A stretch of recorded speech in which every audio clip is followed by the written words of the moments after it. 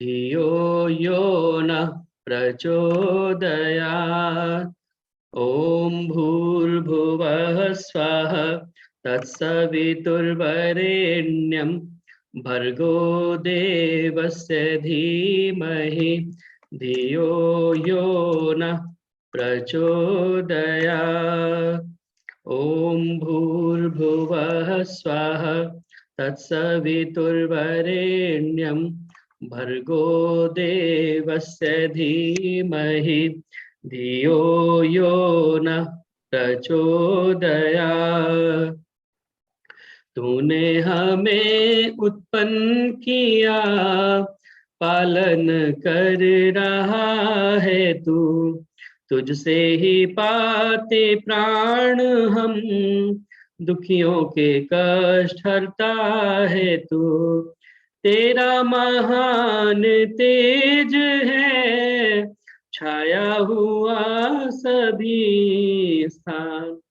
सृष्टि की वस्तु वस्तु में हो रहा है विद्यमान। तेरा ही धरते ध्यान हम, मांगते तेरी दया। ईश्वर हमारी बुद्धि को श्रेष्ठ मार्ग पर चला। ॐ भूर्भुवः स्वः तत्सवितुर्वरेण्यं भर्गो देवस्य धीमहि धियो यो नः प्रचोदयात्। ओम। आप सभी का स्वागत और धन्यवाद आर्य केंद्रीय सभा नगर निगम क्षेत्र फरीदाबाद के इस साप्ताहिक सत्संग में जुड़ने के लिए। ये कार्यक्रम आप सभी को विदित है, प्रत्येक शुक्रवार को शाम 4 बजे से 5:30 बजे तक होता है और आप सभी लोग इसमें नियमित रूप से जुड़ते हैं। आप सभी का बहुत बहुत स्वागत और धन्यवाद इस कार्यक्रम के साथ में जुड़ने के लिए। आइए भजनों की श्रृंखला को हम प्रारंभ करें और सर्वप्रथम एक ईश्वर भक्ति का गीत विनोद बालाजी आप सुनाएं और उसके बाद हम आगे कार्यक्रम को बढ़ाएंगे। और उसके बाद आज मुनि अर्पिता जी का व्याख्यान हमें सुनने के लिए मिलेगा। तो आप सभी कार्यक्रम के साथ में जुड़े रहें। और कल विशेष रूप से महर्षि स्वामी दयानंद सरस्वती जी की जन्म जयंती, उनका जन्म दिवस विभिन्न मंचों के द्वारा मनाया जाएगा। विभिन्न कार्यक्रम आयोजित किए जा रहे हैं। आर्य केंद्रीय सभा की ओर से भी यह कार्यक्रम गांव डीग के अंदर बल्लभगढ़ में पड़ता है, वहां यह कार्यक्रम मनाया जाएगा 13 तारीख को। तो आइए आज के कार्यक्रम को हम आगे बढ़ाएं और ईश्वर भक्ति का एक गीत आदरणीय विनोद बालाजी बोलें और उसके बाद में किरण गांधी जी कृपया तैयार रहेंगे। नमस्ते जी। आज मैंने तो ऋषि का एक गीत वो करा हुआ था। कोई बात नहीं। हाँ, तो राजलूथरा माता जी आप बोलेंगे कि ईश्वर भक्ति का। हाँ। तो मैं ऋषि का कर। हाँ, आप ईश्वर भक्ति का नहीं। भैया मैं भी तैयार हूँ। अच्छा जी। ऋषि का गीत मैं तैयार करके बैठी थी। गीत के लिए मैं भी तैयार हूँ आज। हाँ जी, राजलूथरा जी आपका माइक बंद है, माइक खोल लीजिए। हाँ, आप पीछे अस्वस्थ थी, 1-2 कार्यक्रमों में नहीं जुड़ पाई, तो आपकी कमी हमें खलती है। आज आप हमारे कार्यक्रम में जुड़ी थी जी। हाँ, तो राजलूथरा जी एक ईश्वर भक्ति का भजन राजलूथरा जी। अच्छा वो बोलेंगे, चलो कोई बात नहीं। सबको मेरी सादर नमस्ते। ईश्वर भक्ति का एक भजन प्रस्तुत कर रही हूँ, पुराना भजन अमित चंद जी का आपको सुना रही हूँ आज मैं। तुम्हारी कृपा से जो आनंद पाया, तुम्हारी कृपा से जो आनंद पाया, वाणी से जाए है क्यों कर बताया, वाणी से जाए है क्यों कर बताया, तुम्हारी कृपा से जो आनंद पाया। नहीं है ये वो रस जिसे रस ना चाखे, नहीं है वो ये रस जिसे रस ना चाखे, नहीं रूप उसका कभी दृष्टि आया, नहीं रूप उसका कभी दृष्टि आया, तुम्हारी कृपा से जो आनंद पाया। नहीं है ये वो गंध जो घ्राण सूंघे, नहीं है ये वो गंध जो घ्राण सूंघे, त्वचा से न जावे छुआ छुआया, तुम्हारी कृपा से जो आनंद पाया। न संख्या में आना भी संभव है उसका, न संख्या में आना भी संभव है उसका, दिशा काल में भी नहीं वो समाया, दिशा काल में भी नहीं वो समाया, तुम्हारी कृपा से जो आनंद पाया। न तुझ सा है दाता न कोई और दानी, न तुझ सा है दाता न कोई और दानी, के इतना बड़ा दान जिसने दिलाया, तुम्हारी कृपा से जो आनंद पाया। चरित्र उन्नति में तुम्हारी दया से, चरित्र उन्नति में तुम्हारी दया से, मेरी जिंदगी ने अजब पलटा खाया, मेरी जिंदगी ने अजब पलटा खाया, तुम्हारी कृपा से जो आनंद पाया। वो सत है वो चित है वो आनंद में है, वो सत है वो चित है वो आनंद में है, मुझे मेरे अनुभव ने निश्चय कराया, तुम्हारी कृपा से जो आनंद पाया।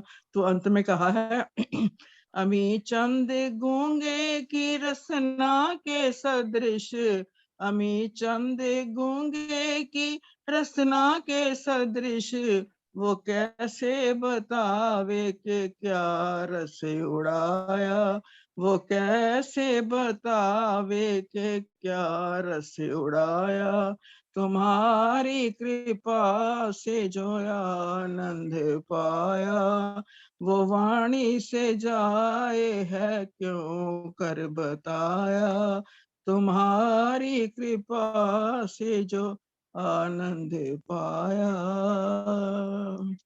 बहुत बहुत धन्यवाद जितेंद्र जी। बहुत बहुत धन्यवाद माता राजलुथरा जी। बहुत सुंदर अमीचंद जी का भजन। और कहते हैं ना, ओल्ड इज गोल्ड। हमेशा जो पुराने भजनों में आनंद है, जो पुराने भजनों में सार है, जो पुराने भजनों के शब्द हैं, वो नए भजनों में, और यही बात गीतों में, और जो फिल्म में भी आप देखते हैं, जो फिल्मी गीत हैं उनमें भी जो पुराना जो गीतों के अंदर सार होता है वो नयों में नहीं होता। और अमीचंद जी के बहुत ही भावपूर्ण सुंदर भजन होते हैं। तुम्हारी कृपा से जो आनंद पाया, वाणी से जाए क्यों कर बताया।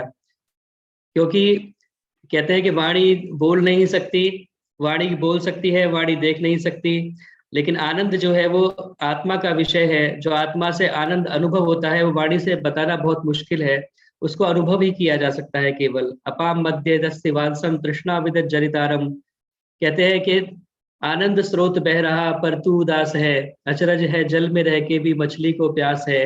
वह परम पिता परमात्मा का वास्तव में आनंद का स्रोत बह रहा है, और अगर हम फिर भी उस आनंद को प्राप्त नहीं कर सकते तो यह वास्तव में हमारे लिए दुर्भाग्य की बात है। वह सत्य चित आनंद है, आनंद उसका स्वाभाविक गुण है। जीवात्मा के पास सत भी है, चित भी है, लेकिन आनंद की कमी है। वो आनंद हमें परमात्मा से प्राप्त हो सकता है। बहुत बहुत धन्यवाद सुंदर भजन सुनाने के लिए। आइए अब ऋषि के गीतों की श्रृंखला विशेष रूप से हम प्रारंभ करें, क्योंकि कल महर्षि स्वामी दयानंद सरस्वती का जन्मदिन हम मनाने जा रहे हैं। तो मेरी प्रार्थना है आदरणीय सुमन बत्रा जी से, कृपया एक गीत आप ऋषि का सुनाएं, और विनोद बालाजी तैयार रहेंगी। भाई साहब मेरा नंबर आएगा जी जरूर कोशिश करेंगे आज। हाँ, टाइम थोड़ा कम ही लग रहा है आज। चलो ठीक है, फिर अगली बार दे जी देना। जी जी जी। जितेंद्र जी नमस्ते जी। हाँ नमस्ते गीता शर्मा जी, नमस्ते। सभी को सादर नमस्ते। जैसा कि सबको विदित है कि 12 फरवरी को महर्षि दयानंद जी का जन्मदिन होता है। आइए एक ऋषि का गीत सुनते हैं। जंजीरों से जकड़े देश को राह दिखाई तूने, घनघोर तिमिर के आंगन में तू बीज उषा के बोता था। आवाज लगाई तूने जब सारा भारत रोता था। आवाज लगाई तूने जब सारा भारत रोता था। वह युग था, युग परिवर्तक था और युग धारा को मोड़ गया। सत्यार्थ तोप के गोले से पाखंड किले को तोड़ गया। सत्यार्थ तोप के गोले से पाखंड किले को तोड़ गया। धर्म गुरु जितने भी हुए सबका सरताज दयानंद था। सुनकर विरोधी कांप उठे, ऐसी आवाज दयानंद था। सुनकर विरोधी कांप उठे, ऐसी आवाज दयानंद था। वह योगेश्वर की गीता था और राम की भी मर्यादा वही। उपनिषदों का संदेश वही और प्यारा वैदिक नाद वही। उपनिषदों का संदेश वही और प्यारा वैदिक नाद वही। कुपथ कुरीतियों के युग में ऋषियों की रीत दयानंद था। कुपथ कुरीतियों के युग में ऋषियों की रीत दयानंद था। ढोंग गुरु डमरूड़ी वादी पर धर्म की जीत दयानंद था। ढोंग गुरु डमरूड़ी वादी पर धर्म की जीत दयानंद था। सच्चा सपूत जननी माँ का वह स्वदेशी का पोषक था। स्वतंत्रता के मंत्र का वह ऋषि एक निर्भीक उद्घोषक था।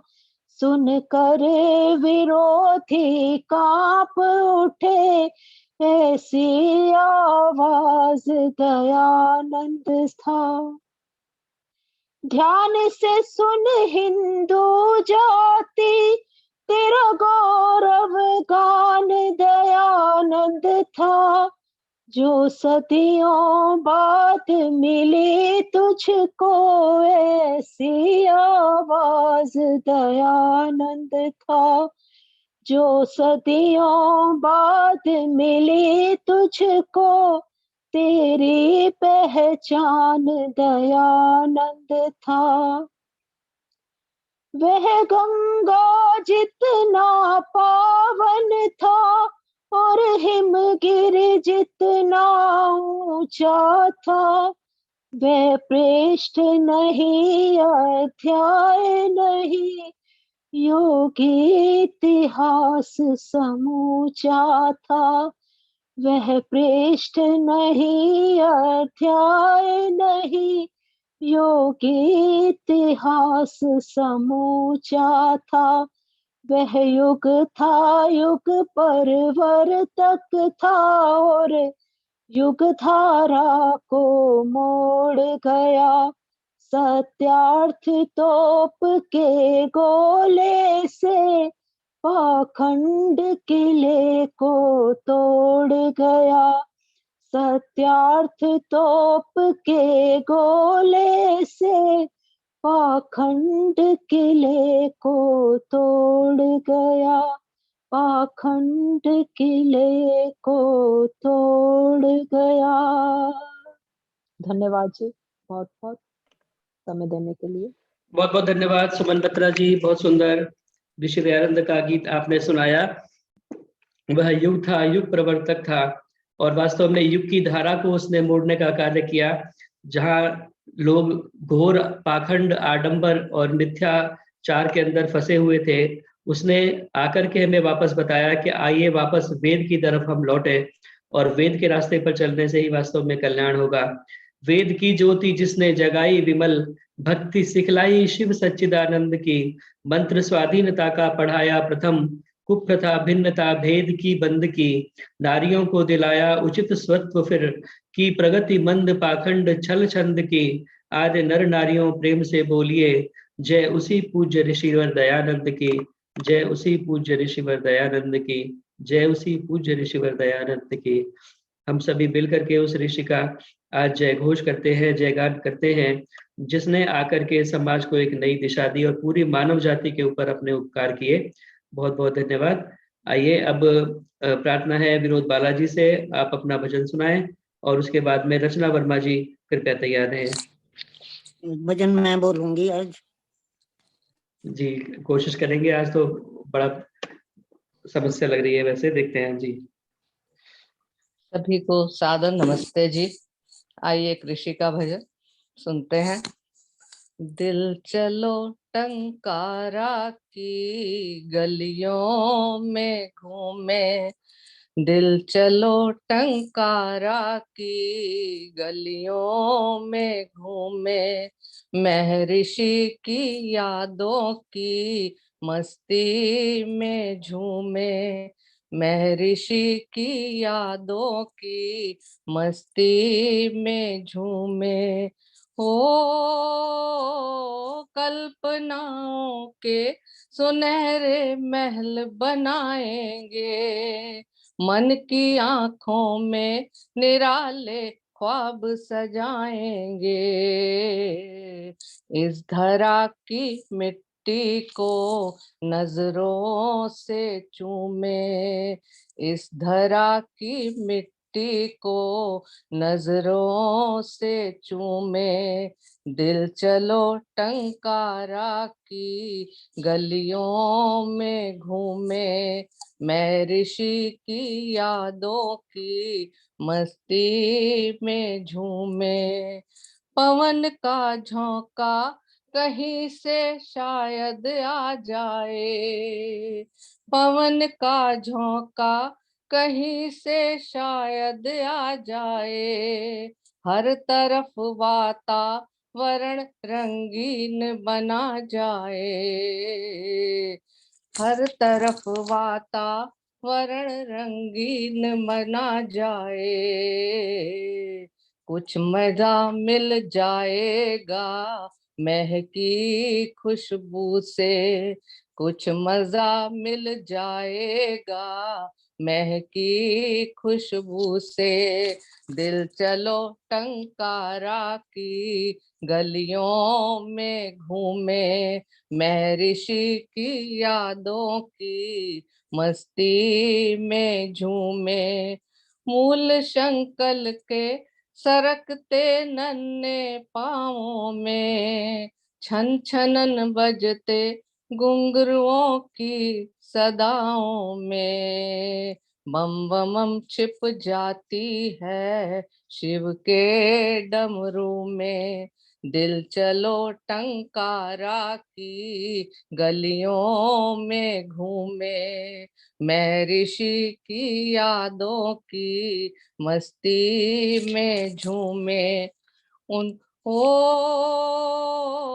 उनसे माता ने पिता ने प्यार किया होगा, दिल के टुकड़े पर जमाना वार दिया होगा, उनसे माता ने पिता ने प्यार किया होगा, दिल के टुकड़े पर जमाना वार दिया होगा, पर नहीं मिल पाए फिर पिछली आयु में, पर नहीं मिल पाए फिर पिछली आयु में।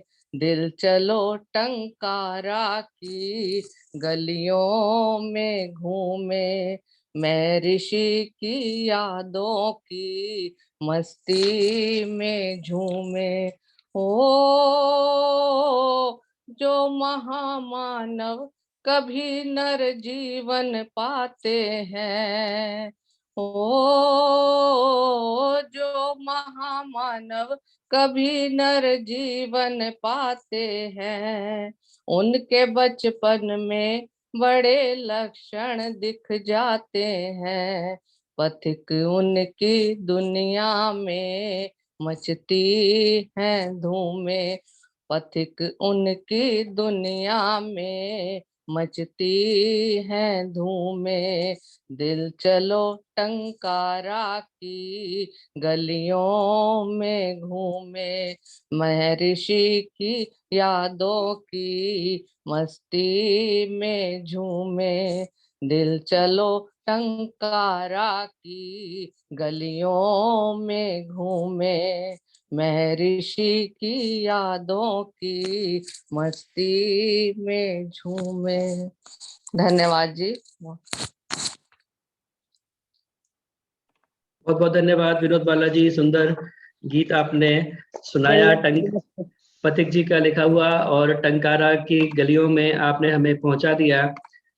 ओ टंकारा की ज्वलित ज्योति, तू कभी नहीं बुझने वाली, तुझसे जगमग यह जगती तल, तुझसे भारत गौरवशाली।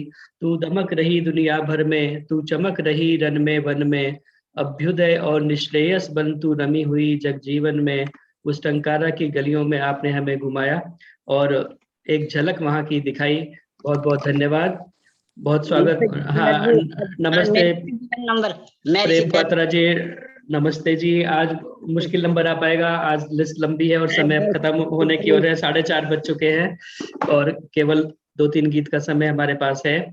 तो आइए एक बार पुनः आप सभी का स्वागत इस कार्यक्रम में जुड़ने के लिए। हमारे मध्य में आदरणीय ओम सप्रा जी ने ज्वाइन किया, बहुत बहुत स्वागत और धन्यवाद। नीलम तमीजा जी चंडीगढ़ से जुड़ी हुई हैं, आदरणीय सुरेंद्र आर्य जी पुणे से, संतोष नंदवानी जी, शशि सिंगल जी हापुड़ से, वीना जी, पुष्पा जी हापुड़ से, प्रेम बहल जी, मृदुला जी गुड़गांव से जुड़ी हुई हैं, सुरेश मुखीजा जी दिलशाद गार्डन से, उषा सूद जी वैदिक मोहन आश्रम से, विजय हंस जी, राम स्वारथ सिंह जी बिहार से हमारे मध्य जुड़े हुए हैं, सुनीता अरोड़ा जी अमृतसर से, उषा मलिक जी, निर्मल वर्मानी जी पंचकुला से, ललिता कुमार जी राजेंद्र नगर से, आप सभी का बहुत बहुत स्वागत और धन्यवाद। प्रेम ढीगड़ा जी भी जुड़ी हुई हैं।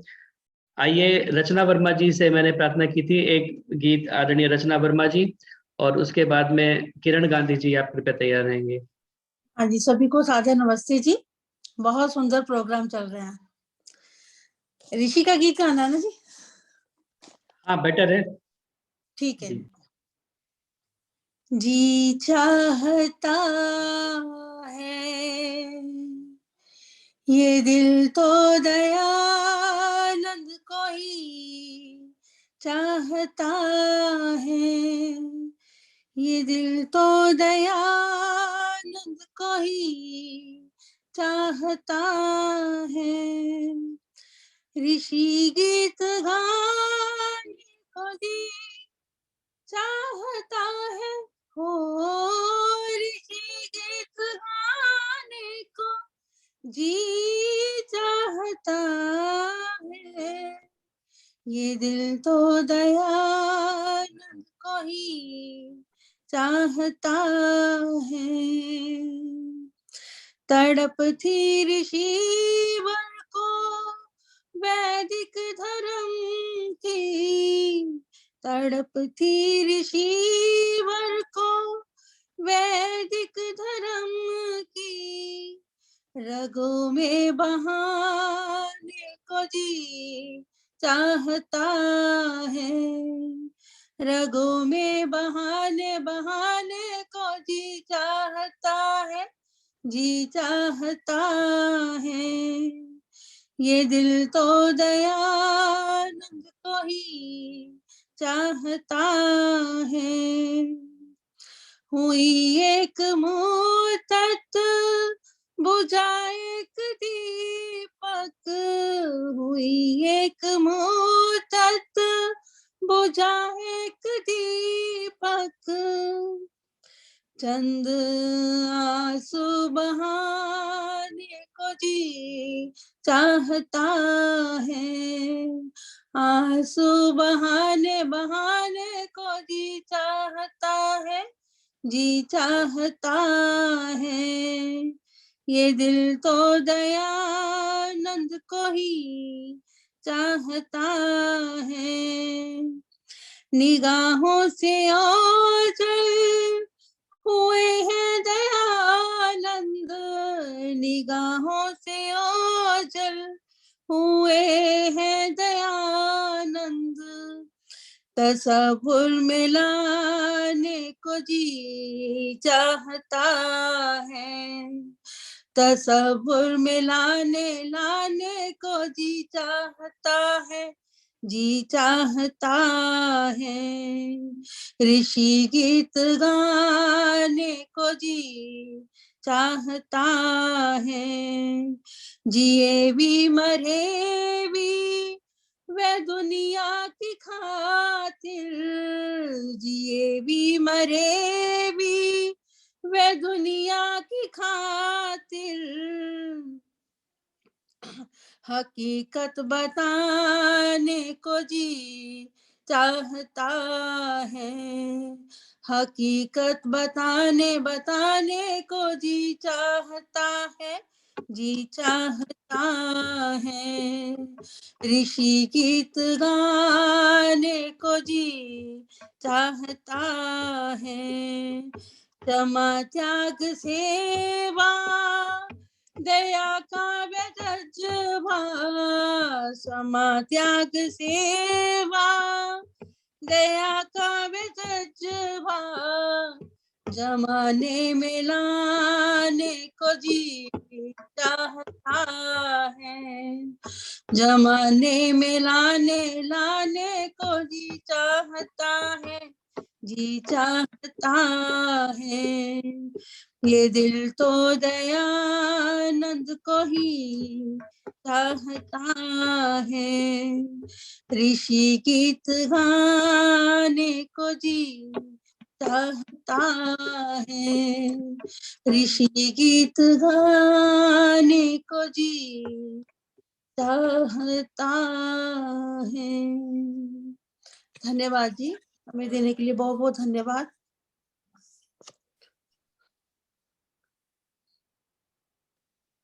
बहुत बहुत धन्यवाद रचना वर्मा जी, सुंदर गीत आपने सुनाया। और वास्तव में उस ऋषि के गीत गाने के लिए दिल चाहता है, और इसीलिए आज हम उस ऋषि के गीत गा रहे हैं। महर्षि स्वामी दयानंद सरस्वती को आज हम याद कर रहे हैं, उनकी जन्म जयंती का कार्यक्रम मनाते हुए, और विभिन्न मंचों के द्वारा ये कार्यक्रम मनाए जा रहे हैं। आदरणीय आचार्य चंद्रशेखर शास्त्री जी के अध्यात्म पथ पत्रिका के माध्यम से ये 198वीं जयंती है, तो इसी अवसर पर 198वें कुंडीय महायज्ञ का आयोजन ऑनलाइन किया गया है। और यह कार्यक्रम 12 और 13 फरवरी शनिवार शाम 5 बजे से 7 बजे तक, 13 तारीख को सुबह 10 से 12 बजे तक। लिंक आपको सब व्हाट्सएप के माध्यम से पहुंच जाएगा। तो ये 12-13 तारीख का आचार्य चंद्रशेखर जी का कार्यक्रम है। अनिल आर्य जी का भी वार्षिकोत्सव केंद्रीय आर्य युवक परिषद का चल रहा है। आज से उनका 3 दिवसीय कार्यक्रम प्रारंभ हो चुका है, उसमें भी आप अधिक से अधिक संख्या में जुड़े। अभी ललिता कुमार जी ने भी सूचना एक डाली है, और सुरेखा महाजन जी, ललिता जी इत्यादि, आप सभी लोग बहुत सुंदर बच्चों को तैयार करने में लगे हुए हैं वैदिक संध्या ग्रुप के माध्यम से। और उनका भी कार्यक्रम शाम 7 बजे बच्चों का शुक्रवार को उन्होंने लिखा है उसमें। वैसे तो रोज संध्या का कार्यक्रम होता है, और बच्चे बहुत सुंदर तरीके से तैयार करके संध्या के पद्य में गीत के रूप में, कविता के रूप में सुनाते हैं। तो बहुत सुंदर कार्यक्रम होता है, आप उसमें भी अधिक से अधिक जुड़े। सूचना उन्होंने चैट के अंदर डाल दी है। आइए, मेरी प्रार्थना है एक भजन किरण गांधी जी से, और उसके बाद में प्रेम ढींगड़ा जी तैयार हैं। आपके तबले की थाप सुनाई दे रही थी, लेकिन समस्या ये है कि इसमें हम नेट के माध्यम से जुड़ते हैं तो आवाज आगे पीछे हो जाती है, तो ये संभव नहीं है कि आप किसी और के साथ में तबला बजा सकें, तो आगे पीछे आवाज हो जाती है। आइए, अब किरण गांधी जी से मेरी प्रार्थना है, अपने आप को अनम्यूट करें और एक भजन किरण गांधी जी आप सुनाएं। सबको सादर नमस्ते जी। ऋषि को शत शत नमन करते हुए एक पथिक जी का भजन सुना रही हूँ। ऋषि के बारे में तो नहीं है, मैंने तैयारी नहीं करी थी, तो दूसरा एक भजन है पथिक जी का। प्रभु तुम अणु से भी सूक्ष्म हो, प्रभु तुम गगन से विशाल हो, प्रभु तुम अणु से भी सूक्ष्म हो, प्रभु तुम गगन से विशाल हो। मैं मिसाल दूं तुम्हें कौन सी, दुनिया में तुम बेमिसाल हो। मैं मिसाल दूं तुम्हें कौन सी, दुनिया में तुम बेमिसाल हो। हर दिल में तेरा धाम है और न्याय ही तेरा काम है, और न्याय ही तेरा काम है। सबसे बड़ा तेरा नाम है, जगन्नाथ हो जगपाल हो। सबसे बड़ा तेरा नाम है, जगन्नाथ हो जगपाल हो। प्रभु तुम से भी सूक्ष्म हो, प्रभु तुम गगन से विशाल हो। तुम साधकों की हो साधना, या उपासकों की उपासना, या उपासकों की उपासना। किसी भक्त की मृदु भावना, या किसी कवि का ख्याल हो। किसी भक्त की मृदु भावना, या किसी कवि का ख्याल हो। प्रभु तुम अणु से भी सूक्ष्म हो, प्रभु तुम गगन से विशाल हो। मिले सूर्य को तेरी रोशनी, खिले चांद में तेरी चांदनी, खिले चांद में तेरी चांदनी। सब पर दया तेरी पावनी, प्रभु तुम तो दीन दयाल हो। सब पर दया तेरी पावनी, प्रभु तुम तो दीन दयाल हो। प्रभु तुम अणु से भी सूक्ष्म हो, प्रभु तुम गगन से विशाल हो।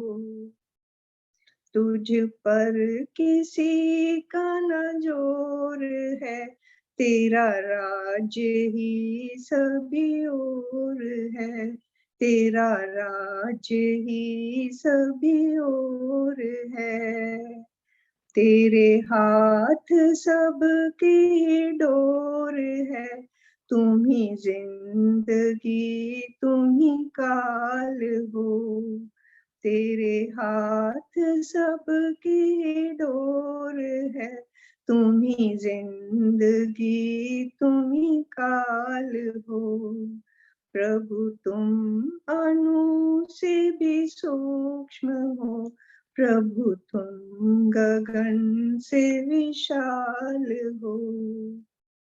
जो खत्म न हो वो किताब हो, बेशुमार हो बेहिसाब हो, बेशुमार हो बेहिसाब हो, जिसका कहीं न जवाब हो, उलझा हुआ वो सवाल हो, जिसका कहीं न जवाब हो, उलझा हुआ वो सवाल हो।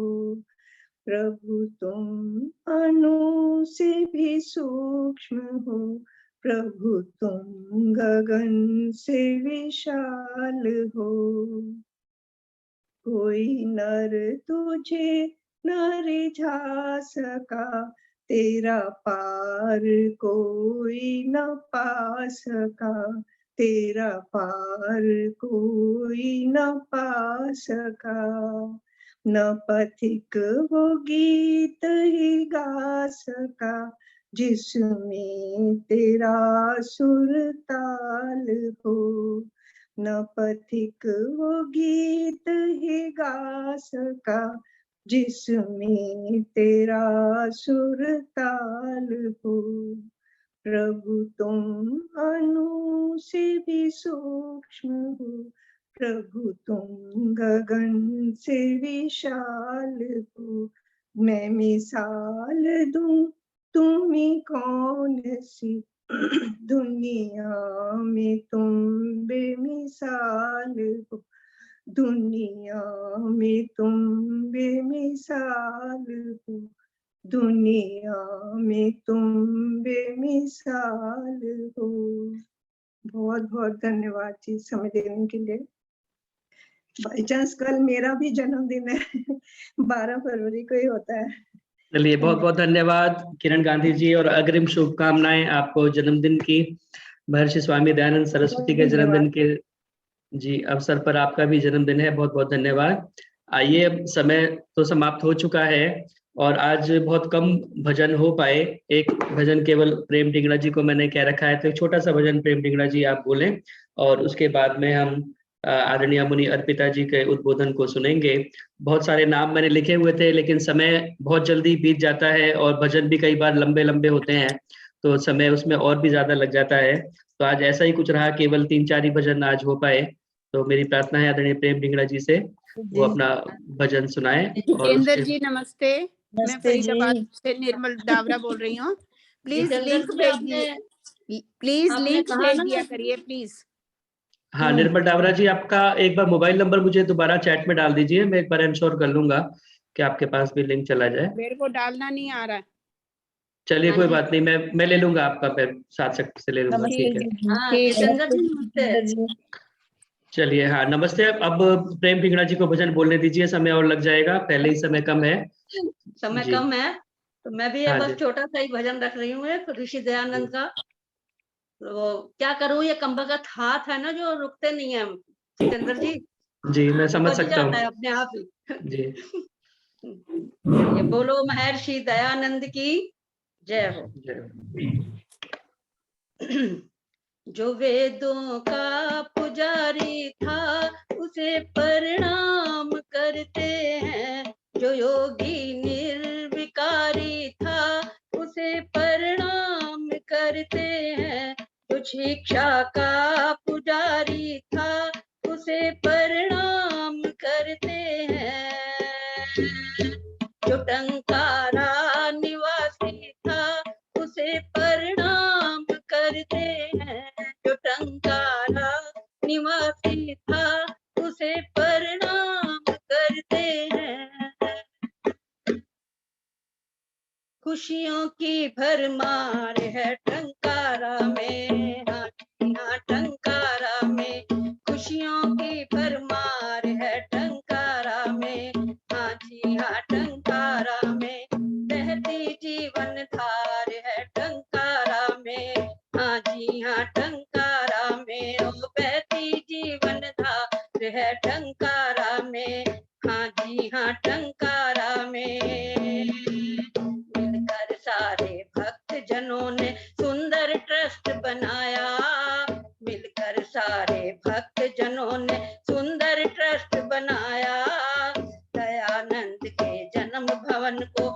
भव्य रूप दिखलाया, दयानंद के जन्म भवन को भव्य रूप दिखलाया।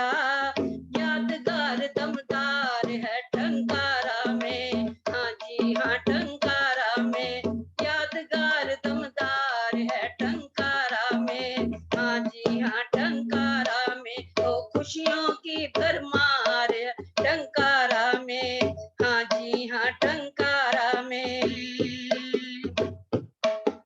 राजकोट से कोई मौलवी आए कोई जाए, राजकोट से कोई मौलवी आए कोई जाए, बड़ी सड़क पर आते जाते नजर दूर से आवे, बड़ी सड़क पर आते जाते नजर दूर से आवे।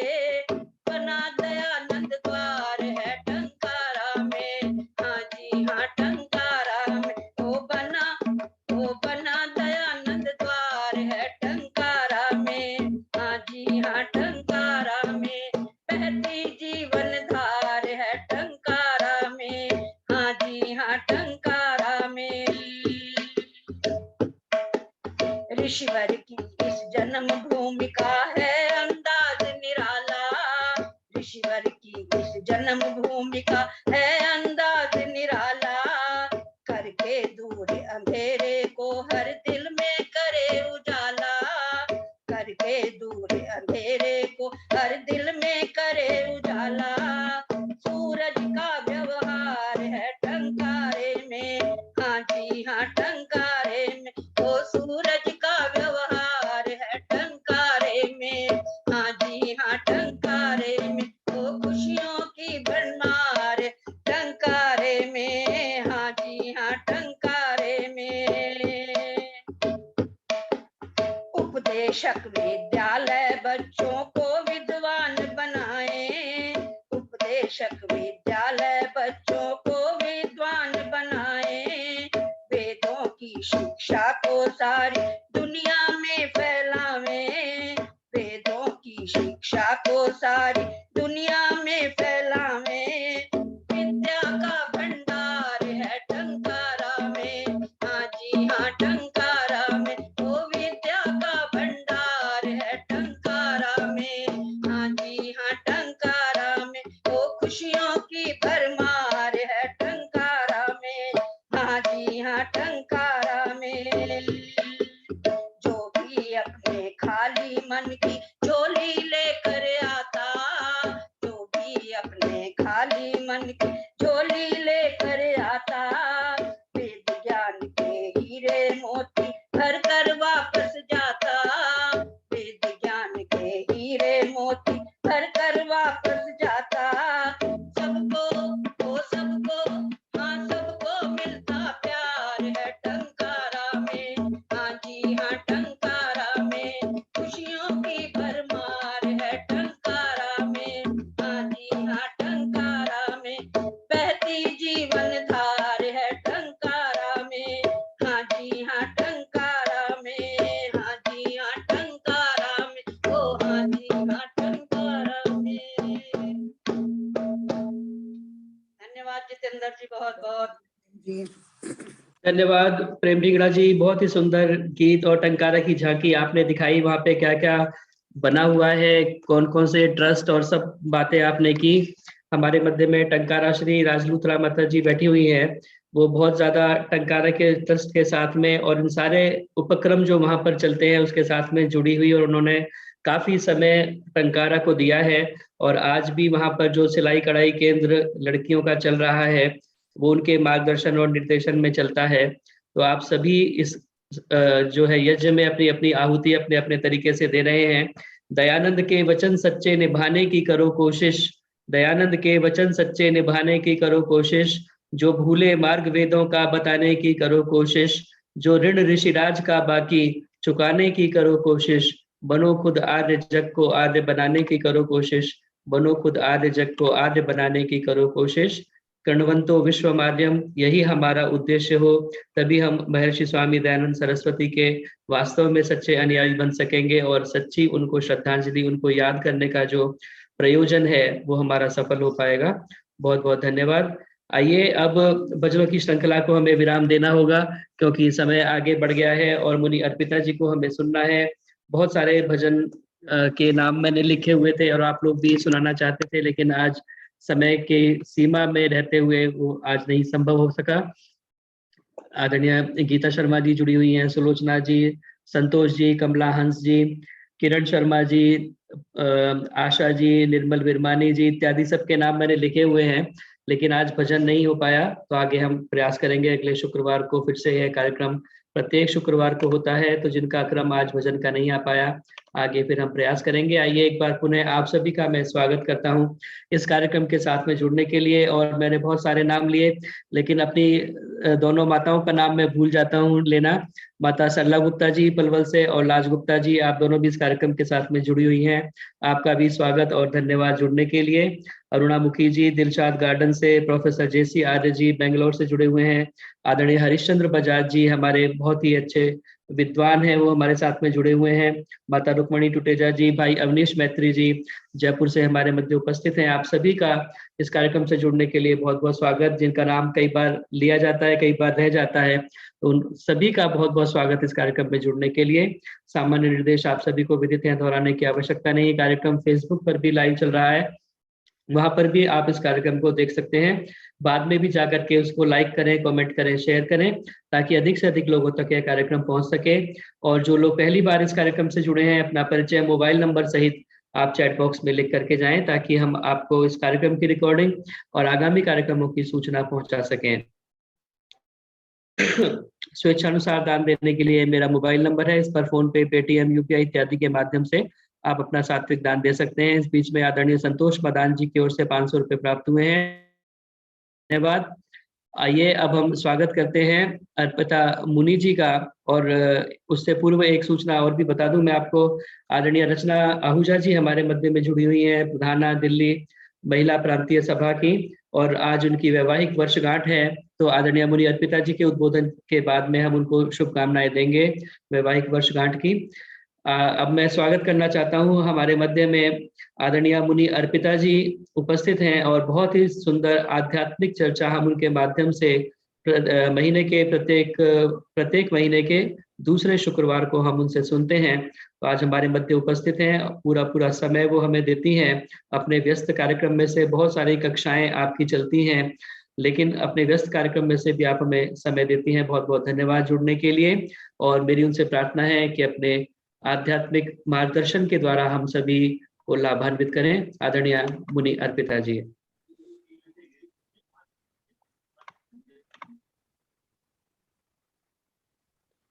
ओम ओम नमस्ते जी, स्वागत।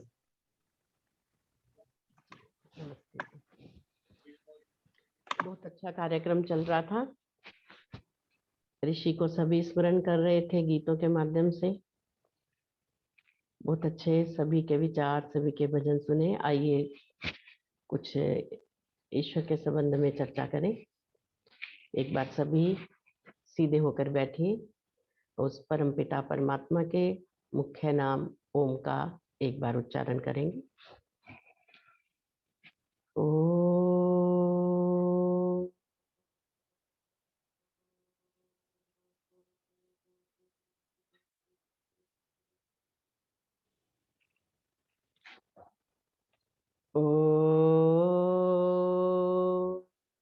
आत्मना बलदायस्य विश्व उपासते, प्रशिषय्यस्य देवायस्य छाया मृतं, यस्य मृत्यु कस्मै देवाय हविषा विधेम।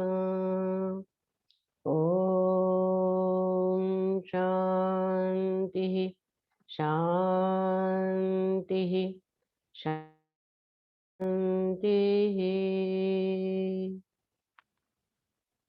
सभी अधिकारी गणों को और विदुषी बहनों भाइयों को मेरा नमस्ते। गीतों के माध्यम से, संगीत के माध्यम से ऋषि को आप सब याद कर रहे थे, बहुत अच्छी बात है। ऋषि का बोध उत्सव है, हमें उनके बोध से कुछ प्रेरणा लेनी चाहिए। ऐसा विचार करना चाहिए कि ये दिन प्रतिदिन आता है और चला जाता है, और हम उन्हें भजनों के माध्यम से याद करते हैं। बड़े बड़े कार्यक्रम होते हैं, दान भी देते हैं, टंकारा भी जाते हैं, और सभी आर्य समाजों में बहुत बड़े बड़े सम्मेलन होते हैं, और फिर बात आई गई हो जाती है। क्या ऐसा ही नहीं है? एक बार हम ट्रेन में से आ रहे थे, ट्रेन से, तो कुछ बहनें भजन बोल रही थी कि वेदा वाले या ऋषिया तेरे आवंदी लोड़। उन्होंने तो हमें बहुत कुछ बता दिया, हमारा रास्ता ऐसा प्रशस्त कर दिया कि हम तो निहाल हो गए। पगडंडी बनाना है कठिन, लेकिन पगडंडी पर चलना है आसान। तो हमारे लिए तो उन्होंने पगडंडी ही नहीं, पूरा रास्ता ही बता दिया। अब कार्य तो हमें करना है।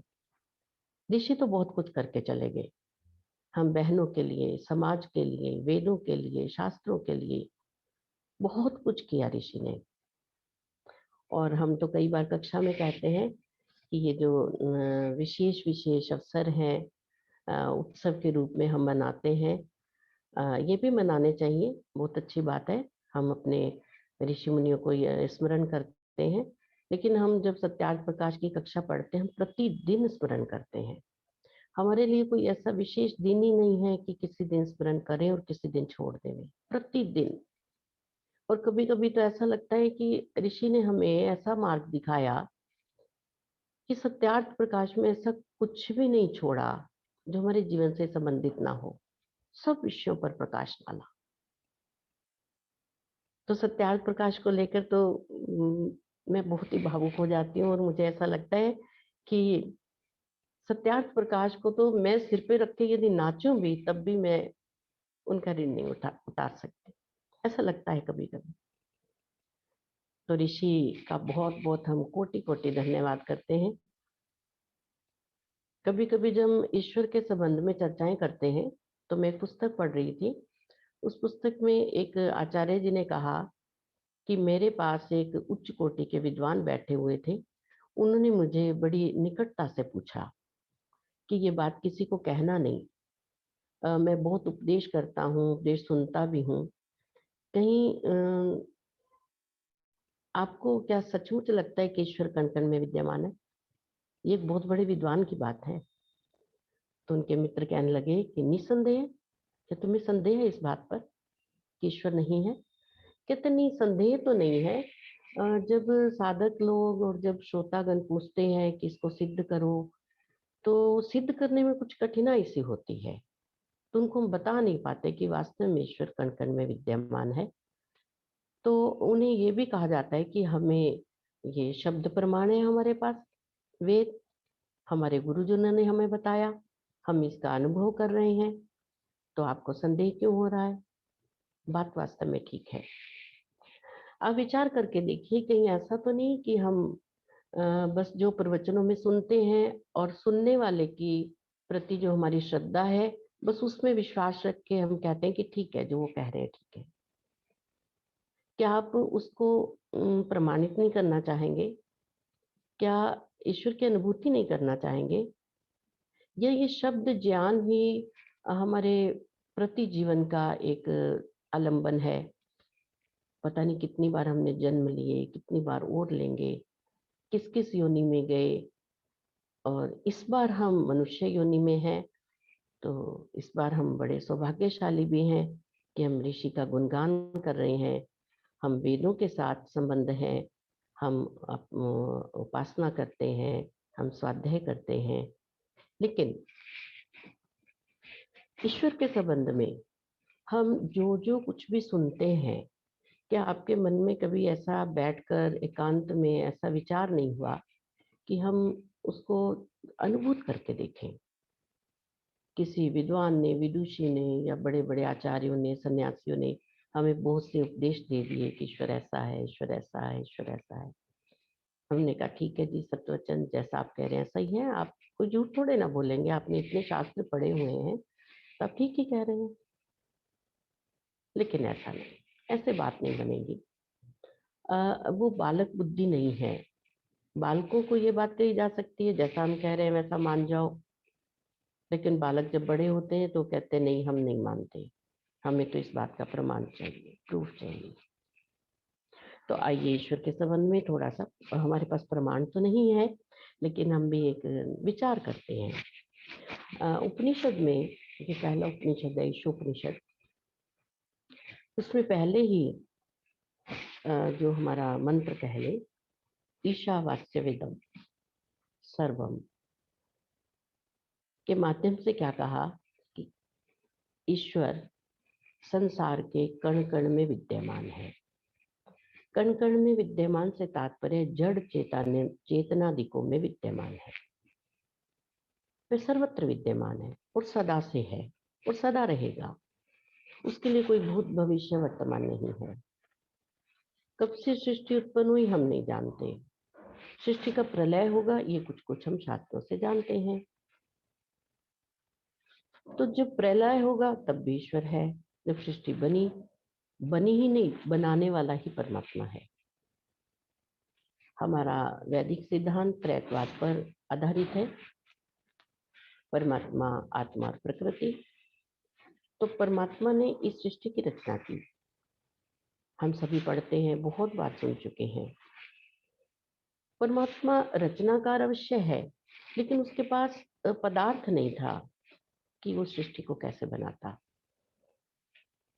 तो जिस पदार्थ से सृष्टि की रचना की, इस जगत को बनाया, वो भी उतना ही अनादि है जितना ईश्वर है।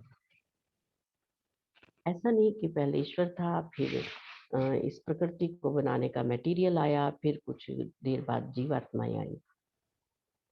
तो जो सत्व रजतम मूल रूप था वो भी उतना ही अनादि है। तो ईश्वर ने किया क्या? उस सत्व रजतम को लेकर इस जगत की रचना की। अब जगत की रचना की तो उसका कोई उद्देश्य तो होना चाहिए। इसका प्रयोग कौन करे, उपयोग कौन करे इसका? तो जो जीवात्माएं थी वो भी उतनी ही पुरानी है, वो भी उतनी ही अनादि है।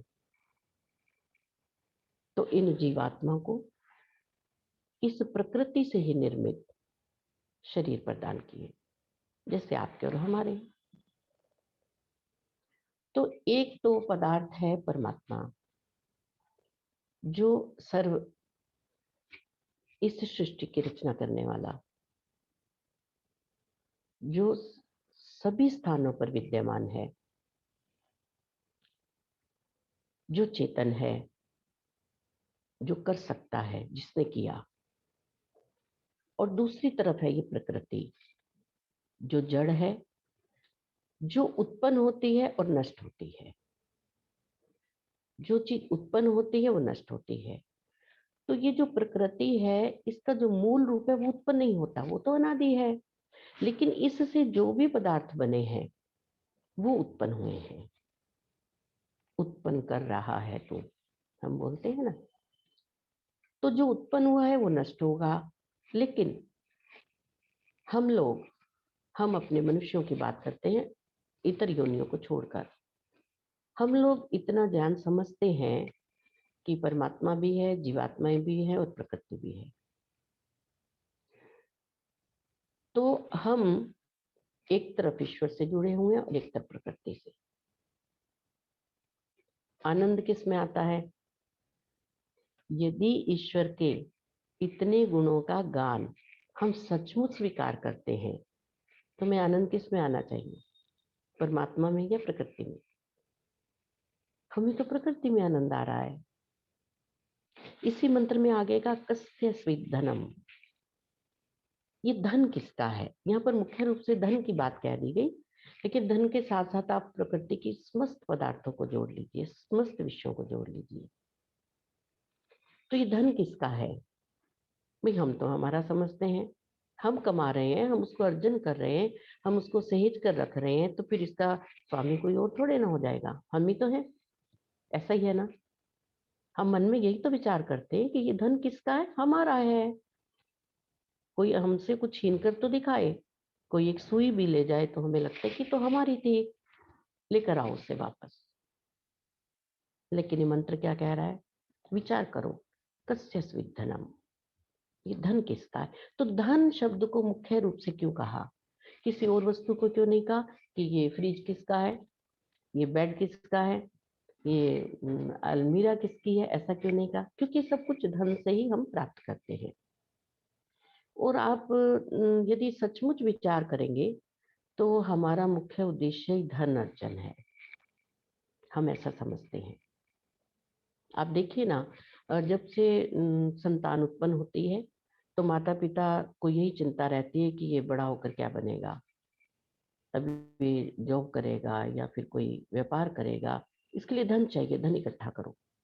जब वो बड़ा हो गया फिर उस धन को प्रयोग करके हम ये कह रहे हैं कि बेटा इतना पैसा तुम पर लग गया, अब तुम कमाओ। फिर विवाह योग्य हो गया तो हम सोचते हैं कि जो पुत्र वधू लाएंगे वो भी कमाने वाली हो।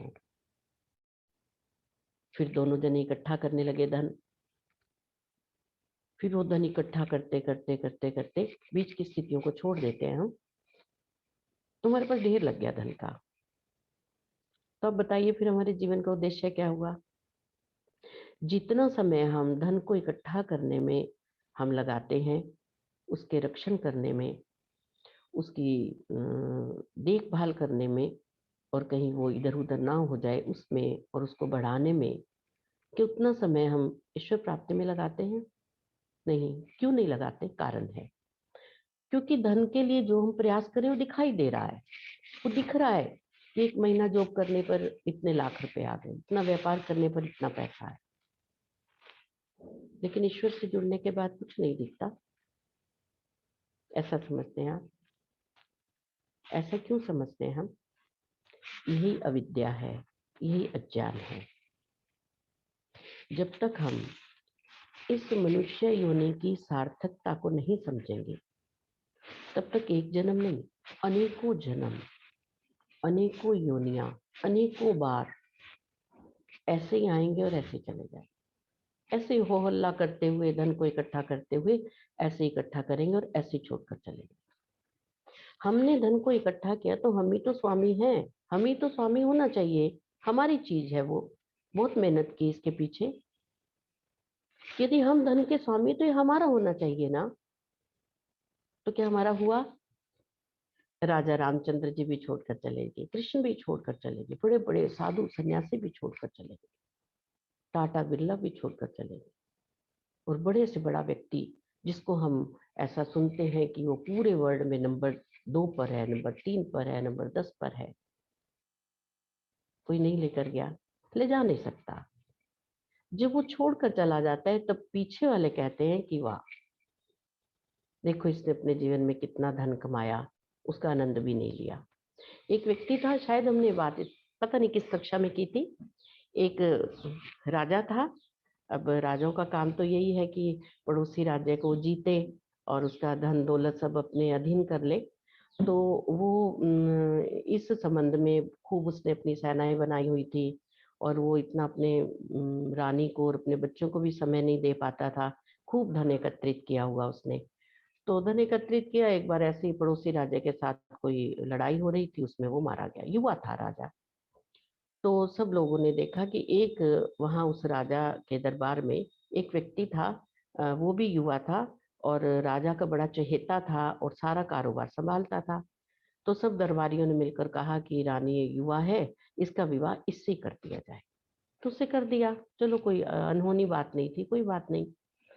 तो एक बार वो कुछ अंतरंग क्षणों में बैठे हुए थे, वो पति पत्नी हो गए अब। तो उस व्यक्ति ने कहा अपनी पत्नी से कि महारानी, जब राजा इधर उधर भाग दौड़ कर रहे थे धन के लिए, तो मुझे नहीं पता था कि ये धन मेरे लिए कमा रहे हैं। बात तो वास्तव में ठीक है कि धन मेरे लिए कमा रहे हैं, मैं नहीं जानता था। कमा वो रहे थे, आनंद मैं ले रहा हूँ।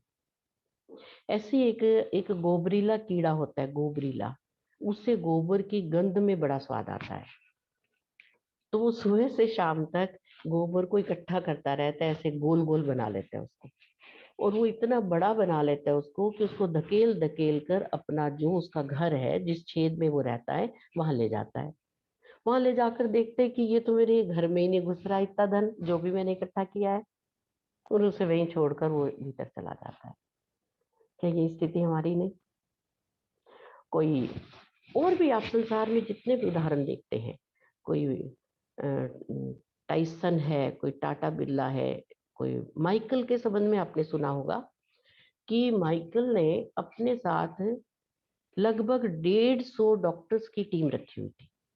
150 डॉक्टर कि हमारे शरीर में जो जो भी रोग लग सकते हैं उसका स्पेशलिस्ट मेरे पास हो।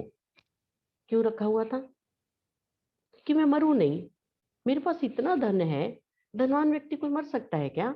उसके मन में ऐसी भावना होगी। वो किसी से हाथ नहीं मिलाता था, ग्लव्स पहन के रखता था, और वो उतना अपना ध्यान रखता था कि आप सबको पता होगा, आप फेसबुक बहुत गुरु है सबका, तो वहां से आप पढ़ते होंगे कितनी आयु में चला गया, 50 भी पूरा नहीं हुआ था। तो फिर ये धन किसका है? जो हमें दे रहा है उसी परमात्मा का तो है। जो हमें दे रहा है उसी का तो धन है। तो जो दे रहा है वो ले लेता है। तो फिर हम क्या करें? हमने जो संसार में जन्म लिया, मनुष्य में इतनी हमें ईश्वर ने बुद्धि दी धन कमाने की, तो फिर उस बुद्धि का प्रयोग क्या कहाँ करें फिर? तो ऋग्वेद का एक मंत्र है, योगे योगे तव स्वरम वाजे वाजे हवा महे सखा इंद्र मोतये। तो हम जीवन में फिर करें क्या? तो उन्होंने कहा कि योगाभ्यास करते करते, योगे योगे तब स्वरे, अपने को उस बलवान परमपिता परमात्मा जो इंद्र है, जो ऐश्वर्यशाली है, उसका आह्वान करें। वाजे वाजे हवा में, वाजे वाजे शब्द है युद्ध करना। तो मंत्रों के कई अर्थ होते हैं प्रसंग के अनुकूल। यहाँ अर्थ है कि हम अपने दोषों से, दुर्गुणों से युद्ध करें। प्रतिदिन का युद्ध है ये। जब तक हम अपने दोषों को, दुर्गुणों को, अविद्या को, लोभ को, काम को, मोह को नहीं हटा पाएंगे, तो फिर उसे ईश्वर के रास्ते पर चल नहीं पाएंगे। कोशिश तो बहुत रहती है कि बिना हटाए भी हम चल पाए, लेकिन हो नहीं पाएगा। महर्षि पतंजलि ने 2 रास्ते बता दिए, एक प्रेम मार्ग है, एक श्रेय मार्ग है। और चुनाव करना आपकी बुद्धिमत्ता है, जिसका भी चुनाव कर लें। वह परमपिता परमात्मा हमें प्रतिदिन, प्रतिपल, प्रतिक्षण वह चुनाव करने के लिए प्रेरित करता है। वो करता क्या है? चुनाव करने के लिए प्रेरणा देता है कि ये कार्य ठीक है, ये रास्ता ठीक है, इस पर चलो। इस पर चलकर जो कर्म करोगे तो तुम्हें सुख रूपी फल प्राप्त होगा, और यदि ये निषेध रास्ते पर चलोगे तो तुम्हें दुख रूपी पाप रूपी दुख, क्योंकि इस रास्ते पर चलने से तुम वो कार्य करोगे जो निषेधात्मक है, और उन कार्यों का जो फल है वो दुख है। तो वह परमात्मा जिसको कण कण में दिखाई नहीं देता, वो देखने की क्षमता पैदा करे। तो क्षमता कैसे पैदा होगी? तो हमें शास्त्रों में लिखा है कि जो साधक पूर्ण श्रद्धा से, वीर्यवान होकर, विवेक वैराग्य से अष्टांग योग का पालन करता हुआ समाधिस्थ होता है, ईश्वर की आज्ञाओं को पालकर, ईश्वर के निषेधात्मक कार्यों का त्याग करके और ईश्वर के विधेय कार्यों को अपने जीवन में अपनाकर जो ईश्वर के मार्ग पर चलता है, उससे ईश्वर के कण कण में व्याप्तता का भान होता है। हम देखिए ईश्वर को जानना चाहते हैं, ईश्वर ने कुछ हमें रास्ता बताया है, और हम उस तरफ पीठ करके विपरीत दिशा में खड़े होकर कह रहे हैं ओम आनंदम, ओम आनंदम। तो आनंद आने की संभावना है क्या? हमारा मार्ग तो कहीं और है जाने का, हम दिल्ली से जाना तो जयपुर चाहते हैं और बैठ गए हैं अमृतसर की गाड़ी में, विपरीत दिशा में। फिर भी परमात्मा की वाणी वेदों में कहा कि 2 रास्ते हैं और ये दोनों रास्ते हम सबके लिए हैं। आपकी स्वेच्छा है, जिसका भी चुनाव करें। तो लोगों ने कहा जी मोक्ष का रास्ता तो बहुत कठिन है, उस रास्ते पर तो हम नहीं चल पाएंगे, कुछ और सरल रास्ता बताओ, आसान रास्ता बताओ। तो परमात्मा ने कहा ठीक है, यदि आप पूर्ण आनंद को प्राप्त नहीं करना चाहते तो कोई बात नहीं, लेकिन मैं तुम्हें छोड़ूंगा नहीं। कैसे नहीं छोड़ूंगा? देखिए, एक पिता है, लौकिक पिता, माता है, वो अपने व्यसनी पुत्र को सुधारने के लिए भरसक प्रयास करते हैं। प्रतिदिन वो उसे समझाते हैं कि तुम मदिरापान मत करो, तुम कुछ काम धंधा किया करो, अपने बीवी बच्चों को देखो, यदि तुम ऐसा करोगे तो तुम जल्दी मृत्यु को प्राप्त हो जाओगे। बच्चा समझता ही नहीं। 1 दिन, 2 दिन, साल, 2 साल, 10 साल हो गए। आखिर माता पिता उसको छोड़कर वानप्रस्थ आश्रम में चले गए। ये बच्चा कहना ही नहीं मानता, हम क्या करें? लेकिन वो परमपिता परमात्मा ऐसा नहीं है। परमात्मा तो हमें अंत तक हमें सुधार कर ही रहता है। कैसे? वो हमें छोड़ता नहीं। जो मिलिटेंट्स हैं उनके हृदय में भी परमात्मा भय, शंका, लज्जा उत्पन्न करता है कि ये कार्य तुम गलत कर रहे हो, ये रास्ता पर चलने से तुम्हें दुख प्राप्त होगा। और परमात्मा एक सन्यासी के मन में भी भय, शंका, लज्जा उत्पन्न करता है, एक गृहस्थी के मन में भी, एक ब्रह्मचारी के मन में भी, स्त्री के मन में भी, पुरुष के मन में भी। लेकिन उसकी जो प्रेरणात्मक शक्ति है, वो प्रेरणात्मक शक्ति के आगे हमारा जो अंतःकरण की अशुद्धता है वो भारी है। तो परमात्मा का जो हमें प्रेरित करना है वो धूमिल हो जाता है, क्योंकि हम अवगुण, दुर्गुण, दुर्व्यसन, अविद्या से पूरी तरह से भरे हुए हैं। शुद्ध अंतःकरण में ही परमात्मा का ये जो आगे बढ़ने की प्रेरणा है, शुद्ध अंतःकरण वाला व्यक्ति ही उस बात को समझ सकता है। तो फिर परमात्मा अंत तक क्या करता है? इस जन्म में नहीं समझ रहे आप, कोई बात नहीं, अगला जन्म लोगे। फिर आपने इस जन्म में जो आपने इस प्रकार के कार्य किए, जो पाप कर्म किए, जो अशुभ कर्म किए, उसके अनुसार यदि मनुष्य योनि आपकी बनती है तो परमात्मा न्यायकारी है, मनुष्य योनि में देगा। और यदि नहीं बनती तो फिर बहुत सी योनि है। परमात्मा के पास सब ऑप्शन है, सब विकल्प हैं। हम कितना शुभ कर्म करते हैं, कितना पाप कर्म करते हैं, कैसा करते हैं, विचार कैसे हैं, भावनाएं कैसी हैं, यही तो कार्य करता है परमात्मा। लेकिन हम अपने आप को सदा ही ऐसा अनुभव करते हैं, जब ऐसे कोई कई साधकों के फोन आते हैं कि हम अपना सुधार कैसे करें, हमें तो अपने में कोई दोष ही नहीं दिख रहा। बात तो बिल्कुल ठीक है। यदि आप विचार कीजिए कि जो परमात्मा न्यायपूर्ण हमारे कर्मों का फल हमें देता है, वो हमें एक डायरी और पेन दे दे कि भाई आपने जो कर्म किए उसको लिखो और उसके आगे फल लिख दो, तो मुझे लगता है कि कोई भी मनुष्य ऐसे इतर योनि में नहीं जाएगा, क्योंकि हम अपना मूल्यांकन तो बहुत बढ़िया करेंगे। हम अपने वकील हैं, अपने जज हैं, अपने ही फैसला करने वाले हैं। तो इसीलिए वह परमात्मा हमें प्रतिपल देख रहा है, प्रतिपल। उसका जो सीसीटीवी कैमरा है, उसकी लाइट भी नहीं जाती कभी, वो हमसे दूर भी नहीं होता। हम भले छुप जाए, जहाँ कैमरे लगे होते हैं, जो शातिर चोर होते हैं वो देख लेते हैं कैमरे, उस पर कपड़ा डाल देते हैं और फिर अपनी चोरी कर लेते हैं। हम कहाँ कपड़ा डालें, कहाँ छुपे, कहाँ जाकर ऐसी योजना बनाए जहाँ ईश्वर ना जाने। हम तो जो अच्छा अच्छा कर्म करते हैं सबके सम्मुख करते हैं कि लोग हमें देखें कि देखो हमने दान दिया, देखो हमने ये शुभ कर्म किए। और बुरा कर्म, हम मन ही मन इतना बुरा कर्म करते हैं, हम मन ही मन ऐसे विचार करते हैं कि बस पूछो ही मत। और फिर हम प्रदर्शित ये करते हैं कि हमें कोई दोष ही नहीं।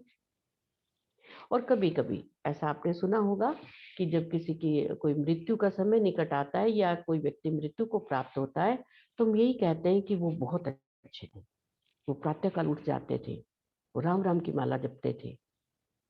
क्यों? हमें भय लगता है कि जो व्यक्ति मृत्यु को प्राप्त हो गया उसके संबंध में कोई बुरी बात मत करो, बस वो बेचारा नहीं रहा, आप क्या कहना है, बस ठीक है जैसा है। ऐसा होना नहीं चाहिए। प्रैक्टिकली सोचिए आप, यदि कोई हमारे घर में भी किसी की मृत्यु होती है तो एक जना कुछ बोलने लगता है तो दूसरा कहता है बस अब तुम्हारे पापा चले गए, अब उसके उनके संबंध में कुछ मत कहो। मेरा व्यक्तिगत विचार है कि जो व्यक्ति इस दुनिया में नहीं रहा उसके गुणों का भी गान किया। ये स्मृति दिवस क्यों मनाते हैं हम? गुणों का भी गान किया जाए, अवगुणों का भी गान किया जाए। बच्चों को बताया जाए कि तुम्हारे पिता प्रतिदिन मदिरा पान करते थे, यदि वो मदिरा पान ना करते तो उनमें दोष नहीं था, वो इतनी जल्दी मृत्यु को प्राप्त ना होते। तो इसलिए बच्चे तुम बच जाओ, तुम ऐसा कार्य मत करो। तो स्मृति दिवस का तो मतलब यही है। तो हम इस पर विचार करें, हमें करना क्या है। हमने खूब दुनिया के गान गा लिए, खूब दुनिया के दोषों को देख लिया, खूब लोगों की हमने बखियां उधेड़ ली कि ये व्यक्ति ऐसा था, ये बहन जी ऐसी थी, इनकी बेटी ऐसी है, इनका बेटा ऐसा है। मिला कुछ? क्या मिला? कुछ भी नहीं। तो हमें यदि कुछ प्राप्त करना है, हमें यदि सचमुच ही ऋषि का ऋण उतारना है, चलिए ये हमारा बड़ा अच्छा अवसर है कि यदि हमें सचमुच ऋषि का ऋण उतारना है तो आज आप पहले तो ऋषि के जीवन चरित्र को पढ़िए, ऋषि की जीवनी को पढ़िए कि ऋषि ने कितनी कठिनता से किस किस संकल्प को लेकर और उस संकल्प को पूरा करने के लिए कितनी बाधाओं को पार किया। आप बताइए, क्या वो अकेले ही ज्ञान प्राप्त करके वो मुक्त नहीं हो सकते थे? वो क्यों चाहते थे कि ये संसार के लोग भी जाने ईश्वर क्या है, ये समझे कि ईश्वर हमें देख रहा है, ये समझे कि वेद ईश्वरीय वाणी है, संसार समझे कि परम पिता परमात्मा का मुख्य नाम ओम है। वो कैसे हमें प्रतिपल देख रहा है इस कारण से कि उसे हमारे कर्मों का फल देना है। नहीं तो क्या वो भी ईश्वर सातवें आसमान पर जाकर बैठ जाता, चौथे आसमान पर चला जाता कि दुनिया के लोग अपने आप जो कर्म करेंगे ठीक है, मृत्यु के बाद तो आना तो मेरे पास ही है, तब देख लूंगा। ऐसा नहीं है ईश्वर। इसी कारण से ईश्वर कण कण में विद्यमान है। हम सो जाते हैं, क्या ईश्वर भी सो जाता है? और देखिए, परमपिता परमात्मा ने केवल वो विद्यमान है और कर कुछ नहीं रहा, ऐसा भी नहीं है। वो तो हमारे उत्पन्न होने से पहले ही हमारा इंतजाम कर दिया उसने। जैसे एक संतान उत्पन्न होने से पहले ही माता के स्तनों में दूध आ जाता है। क्यों? क्योंकि परमात्मा को हम सब उसकी संतानवत हैं, हम सबका फिक्र है। ये जो सत्वर स्तंभ से परमात्मा ने प्रकृति का निर्माण किया, ये प्रकृति का निर्माण किस लिए किया? हम जीवात्माओं के लिए। भले ही वो मनुष्य योनि में है और भले ही वो इतर योनियों में है। जो मनुष्य योनि से अतिरिक्त हैं जीवात्माएं, उनको भी परमात्मा ने ऐसा स्वाभाविक ज्ञान दे दिया कि वो अपना फल भोगते हुए भी दुखी ना रहे। उन योनियों को देखकर हम तो प्रेरणा लें, लेकिन वो योनियां अपने दुखों को भोगने के लिए जिस भी योनि में परमात्मा ने उनको दिया, वो वहां दुखी ना रहे। एक सुअर है, वो गंदगी ढूंढता रहता है। अब उसको आप साफ सुथरा करके अपने बेडरूम में सुलाओ, वो नहीं सोएगा, मर जाएगा। एक मछली है, उसे वही समुद्र का जल चाहिए, वैसा ही उसी में वो भोजन देख लेती है अपना। उसको बाहर निकालो तो मर जाएगी। चींटी है, हाथी है, घोड़ा है, बैल है, बकरी है, उनको स्वाभाविक ज्ञान दिया कि भले ही तुम्हें भोग भोगने के लिए इन योनियों में डाला गया है, लेकिन इन योनियों में भी क्या कभी देखा कि कोई आपने कोई ऐसा कोई कहानी भी सुनी हो कि एक कुत्ता अपनी योनि से बड़ा दुखी हो गया है और ईश्वर से कह रहे कि भाई मुझे कुत्ता मत बनाओ, मुझे तो बिल्ली बना दो। वो कुत्ता अपने कुत्तेपन में खुश है, क्योंकि परमात्मा ने उसे वो सुख सुविधाएं जो दे सकते थे, जो उसको चाहिए वो दे दी। जो भी पशु पक्षियों का भोजन था परमात्मा ने उन्हें दे दिया, उन्हें ज्ञान भी दे दिया किस प्रकार से आप अपने भोग्य को भोगो। कल एक मैं पक्षी देख रही थी, वो उस पक्षी कमाल हो गया, अद्भुत हो गया ईश्वर की लीला। वो पत्ते में से एक पूरा ऐसे पान का पत्ता, और पत्ते में जो एक बीच में एक डंडी होती है जिससे पत्ता पूरा बना हुआ है, वो पक्षी ने उन दोनों पत्तों के साइड को तोड़ा, अलग करा और बीच में से डंडी निकाल ली। वो डंडी निकाल के अपने पंखों में, पर के बीच में उसको लगा लिया, और उससे इतनी सारी उन डंडियों को इकट्ठा करा। अपना घर बनाना होगा उसने, और उस सब डंडियों को, तिनकों को इकट्ठा करके और उड़ गई और अपने घोंसले में चली गई। अब विचार कीजिए, परमात्मा ने इन सब योनियों को किस प्रकार से बुद्धिमता दी, और हम मनुष्यों में भी जो जो बुद्धिमान हैं, जो जो ज्ञान प्राप्त करते हैं, जो जो ईश्वर की आज्ञा का पालन करते हैं, जो अष्टांग योग का पालन करते हैं, जो विवेक वैराग्य के द्वारा, षटक संपत्ति के द्वारा या श्रवण चतुष्टय के द्वारा ईश्वर की आज्ञाओं का पालन करते हुए उसके मार्ग पर चलते हैं, तो मानो ईश्वर उसके लिए समझो रेड कारपेट बिछा देता है। आज की भाषा में ऐसा समझिए कि आओ मेरे बच्चों, मैं बड़ा प्रसन्न हूँ। यद्यपि ईश्वर ना प्रसन्न होता है ना दुखी होता है, ये एक सिर्फ हम बात कर रहे हैं कि जो ईश्वर के, आप लौकिक अवस्था में देख लें, आप माता पिता हैं, जो पुत्र आपका कहना मानता है, आप उसको, आप क्या कहते हैं कि मैं सारी संपत्ति तुम्हें दे दूंगा, तुम मेरे बड़े योग्य पुत्र हो, तुम बड़े संस्कारी हो। और जो नहीं कहना मानता, तो कुछ माता पिता उसे अपनी संपत्ति से बिल्कुल हटा देते हैं कि हम तुम्हें एक पैसा भी नहीं देंगे। तो जब हम स्वयं ऐसा निर्णय करते हैं अपने बच्चों के लिए, तो विचार कीजिए परमात्मा का निर्णय कैसा होगा। आप एक बार विचार करके देखिए। तो हम जीवात्माएं एक तरफ ईश्वर से जुड़ी हुई हैं और एक तरफ इस प्रकृति से जुड़ी हैं। जब तक हम एक से विमुख होकर दूसरे से संयुक्त नहीं होंगे, एक को छोड़ना और एक को पकड़ना, तब तक हम कैसे ये विचार करें कि संसार की सब सुख संपत्ति हमें प्राप्त हो जाए। जब ये शब्द पढ़ा कि कस्य स्विद धनम, ये धन किसका है, तो एक साधक ने प्रश्न किया कि क्या हम धन ना कमाएं?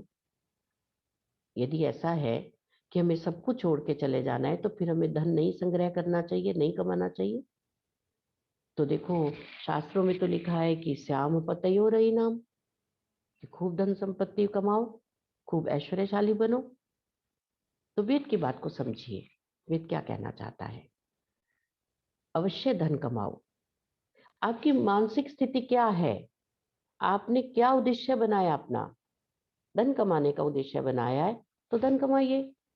लेकिन यदि आपका उद्देश्य मोक्ष प्राप्ति है, तो उसमें धन मुख्य नहीं है। धन की आवश्यकता तो है, लेकिन धन गौण है। धन की आवश्यकता है, आपको साधना करने के लिए बहुत कुछ चाहिए, भोजन चाहिए, शरीर स्वस्थ चाहिए, कपड़ा चाहिए, आपको शास्त्र पढ़ने के लिए चाहिए, सब चीज के लिए आपको धन की आवश्यकता है। लेकिन धन यहाँ पर मुख्य नहीं, यहाँ पर मुख्य है मोक्ष प्राप्ति। ये मोक्ष प्राप्ति का साधन है धन। और यदि आप घर गृहस्थी में हैं, संसार के साथ जुड़े हैं, तो फिर आपको ढेरों धन चाहिए। फिर आप धन कमाइए, खूब आनंद लीजिए, रात को जागिए, पार्टियां कीजिए, दिन में सोइए, जो कुछ भी करना है आप स्वतंत्र हैं। लेकिन यहाँ पर भी परमपिता परमात्मा ने वेदों के माध्यम से संदेश दिया कि धर्म अर्थ काम मोक्षाणाम। यदि धन भी कमाना है तो कैसा हो? धर्म युक्त हो। मन माना और दूसरों का खून चूसकर धन इकट्ठा करना, या धन को एक पैसे को आप एकदम से 10 रुपए करना चाहें तो उचित नहीं। धन को कमाने में भी आपकी सात्विकता होनी चाहिए, और इस प्रकार के आपकी मेहनत से कमाया हुआ धन ही आपका उपयोगी हो सकता है, अन्यथा वो आपके उपयोग का नहीं रहेगा। उसी धन से आपकी जो घर में माताएं हैं, बहनें हैं, पत्नी हैं, वो कुसंस्कारी हो जाएंगी, बच्चे बिगड़ जाएंगे, बच्चों का खान पान गलत हो जाएगा, क्योंकि धन ऐसा आ रहा है। तो धन कमाइए, यदि घर गृहस्थी में है तब भी धन को ठीक प्रकार से ईश्वर की आज्ञा के अनुसार, और यदि आपका मुख्य उद्देश्य मोक्ष प्राप्ति है तो फिर धन को उतना ही उपयोग करें जितना आपको चाहिए। देखिए, परमपिता परमात्मा ने हमारे लिए इतनी उपयोगी पदार्थों को बनाया, लेकिन साथ में एक बात और कही कि जितने भी पदार्थ हैं आपके उपयोग के लिए हैं, इसका उपयोग कीजिए, दुरुपयोग मत कीजिए, इसका प्रयोग कीजिए। यदि आप इनको व्यर्थ गंवाएंगे तो फिर ये दोबारा पुनः आपको नहीं मिलेंगे।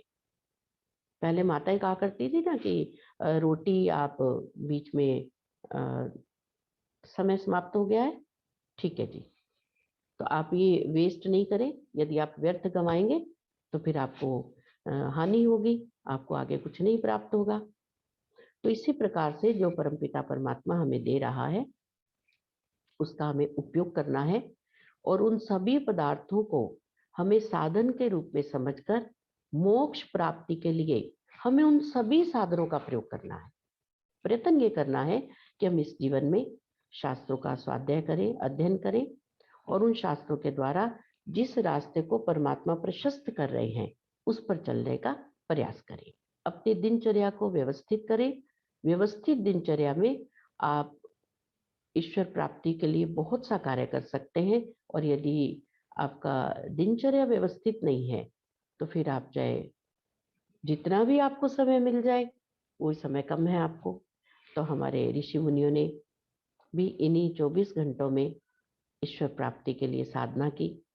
आज भी हम जिनको देखते हैं, वो जिनको समय की न्यूनता लगती है तो वो प्रातःकाल से पूर्व 3 बजे उठ जाते हैं, 3 बजे उठ के साधना करते हैं। तो हमारा जीवन व्यवस्थित होना चाहिए। और जो गृहस्थी में है अभी, वो भी, उनको भी छुटकारा नहीं है कि वो ये कहें कि अभी तुम गृहस्थी में है और गृहस्थी के बाद हम इन सब कार्यों को करेंगे, ऐसा नहीं है।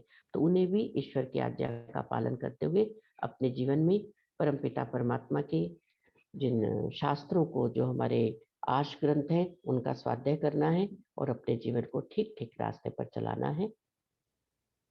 इतना ही कहकर मैं अपने शब्दों को विराम देती हूँ। ओम नमस्ते। बहुत बहुत धन्यवाद आदरणीय मुनि अर्पिता जी, बहुत सुंदर चर्चा आपने हमारे मध्य में की। और ईशावास्यम इदम सर्वम, परमपिता परमात्मा को कण कण में व्याप्त न केवल हम थ्योरी में बल्कि व्यवहार में भी अगर मानना प्रारंभ कर देंगे तो निश्चित ही हमारे जीवन में बहुत सारे परिवर्तन आएंगे। और एक बात जो आप कह रही थी कि परमात्मा हमें, एक जो कुत्ता है वो कुत्ते की योनि में प्रसन्न है, जो सुअर है वो गंदगी के अंदर ही प्रसन्न है। तो मुझे एक बात याद आ गई, एक बार पंडित शोभाराम प्रेमी जी को हमने बुलाया था, तो उन्होंने एक बात कही कि न्याय और दया की जो व्याख्या कर रहे थे कि परमपिता परमात्मा न्यायकारी भी है और दयालु भी है, उस विषय को समझाते हुए उन्होंने कहा कि परमात्मा हमें अपने न्याय के अनुसार दुख देता है, लेकिन उसकी दया ये है कि वो उस दुख को सहन करने की शक्ति भी हमें साथ में देता है। वो हमें दुख देता है लेकिन उन दुखों को सुखों के अंदर घोल घोल करके देता है। बारी बारी अगर एक साथ सारे दुख दे दे तो हमसे सहन नहीं होंगे, लेकिन वो हमें सहन करने की शक्ति साथ में देता है। इसी प्रकार परमपिता परमात्मा का न्याय ये है कि वो हमें विभिन्न योनियों में जन्म देता है, लेकिन उसकी दया ये है कि हम उन्हीं योनियों के अंदर प्रसन्न रहते हैं। कोई भी दुखी नहीं रहता। जो जिस योनि में, एक चींटी को भी अगर हम एक तिनके से टच करें तो वो भी अपने आप को बचाना चाहती है, मरना वो भी नहीं चाहती। तो जिस योनि में भी जो जीव है वो उस पर प्रसन्न रहता है। यह परमपिता परमात्मा की दया है। तो न्याय और दया, ये परमपिता परमात्मा के गुण एक साथ, दोनों साथ में चलते हैं। बहुत सुंदर चर्चा आपने की। आइए हम सभी इस चर्चा को न केवल सुने बल्कि इसके ऊपर मनन करें, अपने जीवन में इसे उतारने का प्रयास करें, तभी वास्तव में हमारा सुनना सार्थक होगा और विद्वानों का समय देना भी सार्थक होगा। बहुत बहुत धन्यवाद आदरणीय मुनि अर्पिता जी का इस सुंदर चर्चा के लिए। आइए, अब समय समाप्त हो चुका है। आदरणीय रचना आहूजा जी हमारे मध्य उपस्थित हैं, एक बार दर्शन दें और उनको हम वैवाहिक वर्षगांठ की शुभकामनाएं देंगे और उसके बाद धन्यवाद ज्ञापन के साथ में शांति पाठ करेंगे। जी, सबका धन्यवाद, सबको नमस्ते जी। जितेंद्र जी, आपका विशेष धन्यवाद। मैं जा सकती हूँ? जी जी, धन्यवाद, बहुत बहुत धन्यवाद समय देने के लिए।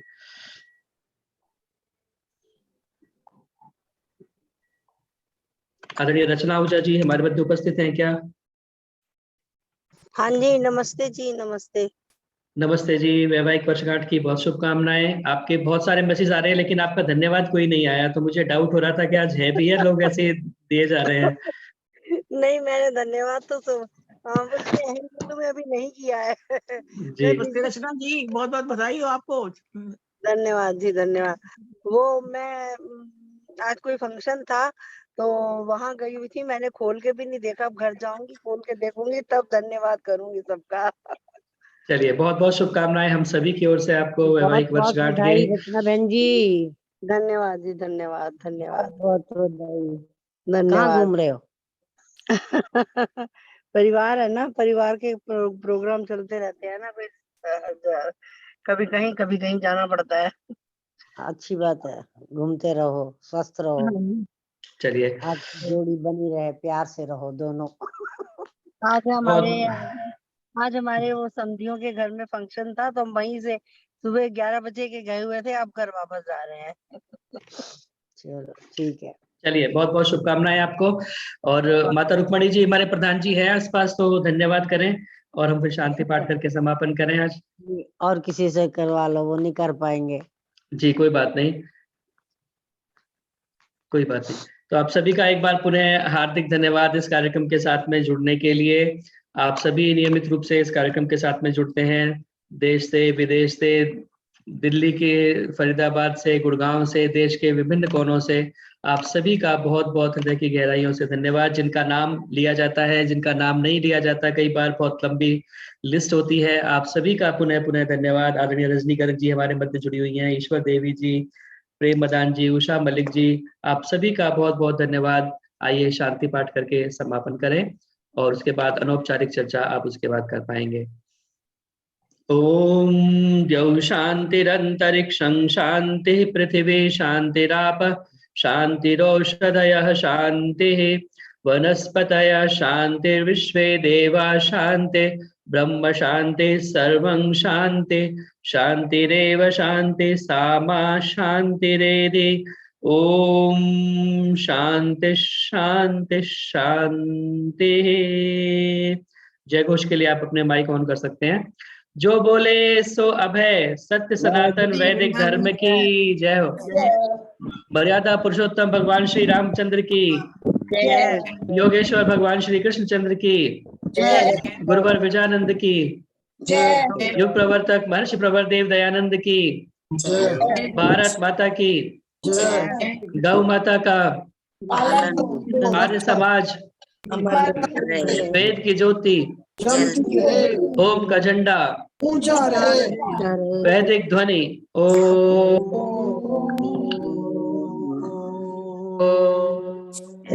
वैदिक अभिवादन। सभी को सादर नमस्ते, सभी का बहुत बहुत धन्यवाद।